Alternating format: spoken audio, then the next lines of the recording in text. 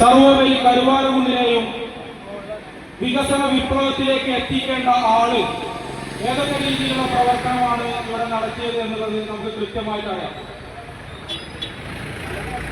ഒരു ഗവൺമെന്റ് കോളേജോ അല്ലെങ്കിൽ ഒരു KSRTC ബസ് സർവീസോ ഒന്നും കൊണ്ടുവരാതെ ഇരുട്ടിൽ തപ്പി നടക്കാനാണ് MLA അനിൽകുമാർ ഈ 25 വർഷവും ശ്രമിച്ചിട്ടുള്ളത്.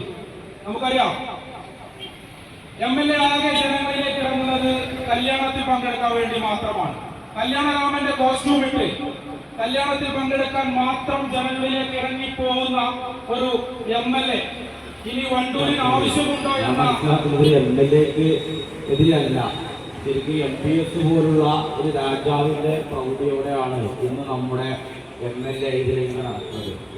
25 വർഷം അല്ലെങ്കിൽ അതിന്റെ മുകളിൽ ഉള്ള കാലഘട്ടത്തിൽ ഒരു തെരഞ്ഞെടുപ്പിൽ മത്സരിക്കാൻ വന്ന ഒരു വ്യക്തി, ഒരു കുറച്ച് കതറും ഒരു കുപ്പായൊക്കെ വന്ന വ്യക്തിക്ക് ഇന്ന് 25 വർഷം വണ്ടൂരിന്റെ MLA ആയ AP അനിൽകുമാർ എന്ന് 300 കോടി രൂപയുടെ ആസ്തിയുണ്ട്.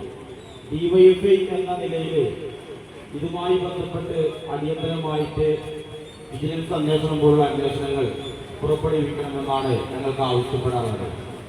ഈ നാട്ടിലെ ആളുകളെ എല്ലാവരെയും അടിമകളാക്കിയിട്ടാണ് ഈ MLA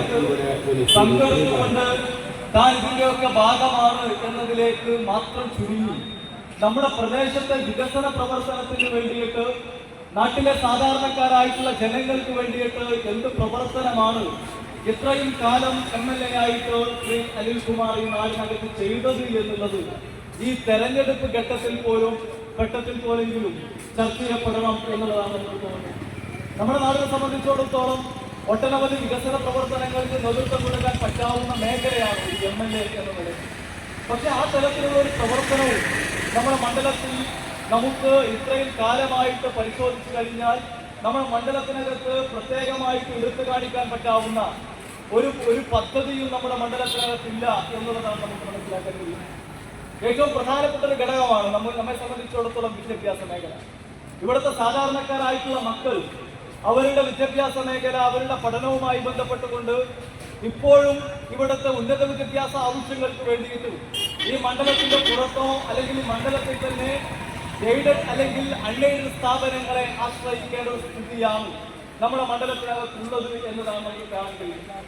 ഈ മണ്ഡലത്തിൽ തന്നെ DYFI ഉൾപ്പെടെ അല്ലെങ്കിൽ വിദ്യാർത്ഥി സംഘടനാ നിലയ്ക്ക് SFI ഉൾപ്പെടെ ദീർഘകാലമായിട്ടുള്ള ആവശ്യമാണ് നമ്മുടെ മണ്ഡലത്തിൽ ഒരു ഗവൺമെന്റ് കോളേജ് വേണം എന്നുള്ളത്. ഇത്രയും വർഷമായിട്ട് നമ്മുടെ മണ്ഡലത്തിൽ ഒരു ഗവൺമെന്റ് കോളേജ് ഉണ്ടോ അല്ലെങ്കിൽ ഒരു ഗവൺമെന്റ് സ്ഥാപനം, ഒരു ഉന്നത വിദ്യാഭ്യാസ സ്ഥാപനം നമ്മുടെ മണ്ഡലത്തിനകത്തുണ്ടോ എന്നുള്ളത് നാം പരിശോധിക്കേണ്ടതാണ്. ഇപ്പൊ നമ്മുടെ തൊട്ടപ്പുറത്തെ മണ്ഡലങ്ങളൊക്കെ നിങ്ങൾ പരിശോധിക്കും. ഇതിന്റെ തൊട്ടപ്പുറത്ത് നമുക്കറിയാം നിലമ്പൂർ നിയോജക മണ്ഡലമുണ്ട്, അല്ലെങ്കിൽ കരുവാരകുണ്ടിൽ നിന്ന് കേവലം കുറച്ച് കിലോമീറ്ററുകൾക്ക് അപ്പുറം പോയി കഴിഞ്ഞാൽ പെരിന്തൽമണ്ണ നിയോജക മണ്ഡലമാണ്.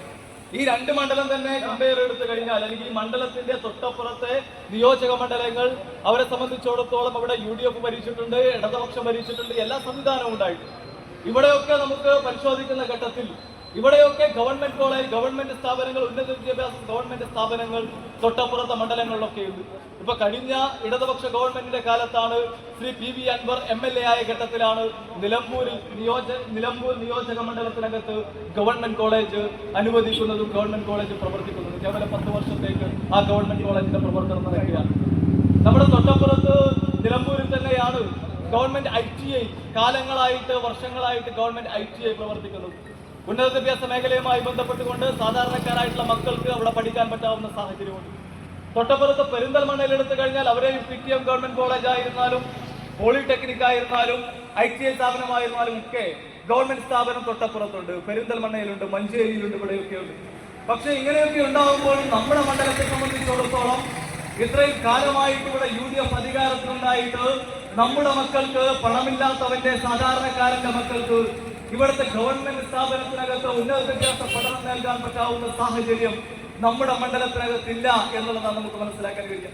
നമ്മുടെ മണ്ഡലത്തിലെ ദീർഘകാലമായിട്ട് ആവശ്യം ഇപ്പോഴും നിറവേറ്റാൻ ഇവിടെ മന്ത്രിയായി, MLA ആയി ഇത്രയും കാലം ഇവിടെ അധികാരത്തിലുണ്ടായിട്ടും നമ്മുടെ മണ്ഡലത്തിൽ എന്തുകൊണ്ട് ഒരു ഉന്നത വിദ്യാഭ്യാസ മേഖലക്കകത്ത് ഒരു ഗവൺമെന്റ് കോളേജ് സ്ഥാപനം വരുന്നില്ല എന്നുള്ളത് ഈ കാലഘട്ടത്തിൽ നാം ചർച്ച ചെയ്യപ്പെടണം എന്നുള്ളതാണ്.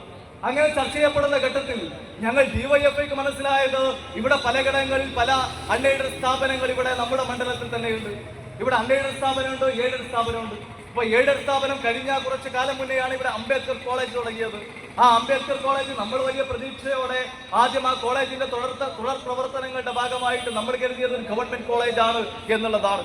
പക്ഷെ പിന്നീടാണ് ആ കോളേജിന് ചില താല്പര്യത്തിന്റെ ഭാഗമായിട്ട് അത് എയ്ഡഡ് സ്ഥാപനമാവുകയും ആ സ്ഥാപനം ആരുടെയൊക്കെ പിന്തുണയിലാണ് പിന്തുണയിലാണ് അത് പ്രവർത്തിക്കുന്നത് എന്നുള്ളത് നമ്മുടെ നാട് ചർച്ച ചെയ്യേണ്ടതാണ്. മറ്റൊന്ന്, നമ്മുടെ പ്രദേശത്ത് തന്നെ ഇപ്പൊ നിങ്ങളുടെ ഈ കരുവാര കൊണ്ട് തന്നെ നമുക്ക് ഇവിടെ ഒരു അൺഎയ്ഡഡ് സ്ഥാപനമുണ്ട്.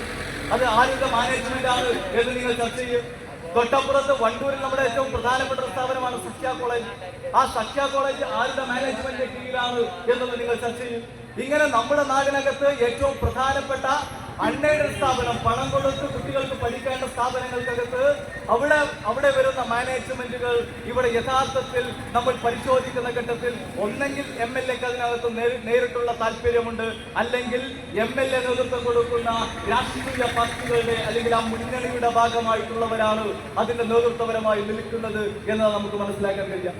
അതുകൊണ്ട് തന്നെയാണ് ഇവിടെ ഒരു ഗവൺമെന്റ് കോളേജ് അല്ലെങ്കിൽ ഗവൺമെന്റ് സ്ഥാപനം വരുന്ന ഘട്ടത്തിൽ സ്വാഭാവികമായിട്ടും ആ തലത്തിൽ ഈ പറഞ്ഞതുപോലെയുള്ള സ്ഥാപനങ്ങൾക്ക് ആ തലത്തിലുള്ള പ്രയാസം അനുഭവിക്കും എന്നുള്ളത് കൊണ്ടാണോ ഇങ്ങനെ ഒരു ഗവൺമെന്റ് കോളേജിന് ഇവിടുത്തെ ഭരണാധികാരി എന്ന നിലയ്ക്ക് തടസ്സം വരുത്തുന്നത് എന്ന് നാം ചർച്ച ചെയ്യപ്പെടേണ്ടതാണ്. മറ്റൊന്ന്, ഏറ്റവും ഒടുവിൽ നമ്മൾ വലിയ ഇടപെടൽ നടത്തിയതിന്റെ ഭാഗമായിട്ട് രണ്ടാം പിണറായി സർക്കാരിന്റെ ഭാഗത്താണ് ഇവിടെ നമ്മുടെ മണ്ഡലത്തിൽ ഒരു ഗവൺമെന്റ് കോളേജ് അനുവദിക്കാം എന്ന തലത്തിലേക്ക് പോയി.